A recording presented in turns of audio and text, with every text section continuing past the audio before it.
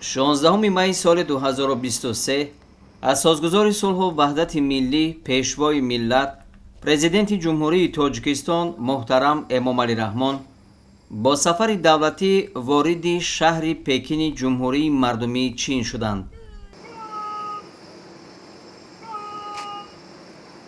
дар фурудгоҳи байналмилалии шаҳри Пекин ки ба хотири истиқболи меҳмони олиқадр идона ороста шуда буд, президенти мамлакат муҳтарам Эмомалӣ Раҳмонро намояндагони воломақоми ҳукумати кишвари ҳамсояи Чин гарму самимӣ истиқбол гирифтанд.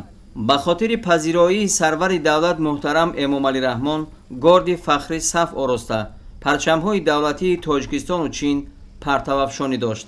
дар назар аст ки зимни ин сафар президенти мамлакат муҳтарам Эмомалӣ Раҳмон бо раиси ҷумҳурии мардумии Чин Си Ҷинпин, роҳбарони воломақоми ҳукумати ин кишвар ва намояндагони ширкатҳои бонуфузи чинӣ ба хотири таҳкиму тавсияи муносибатҳои дӯстиву ҳамкорӣ мулоқотҳои судманд анҷом медиҳанд. ҳамчунин дар доираи сафари давлатӣ дар ҷумҳурии мардумии Чин, президенти мамлакат муҳтарам Эмомалӣ Раҳмон дар ҳамоиши сатҳи баланди саммити якуми Осиёи Марказӣ ва Чин иштирок мекунанд.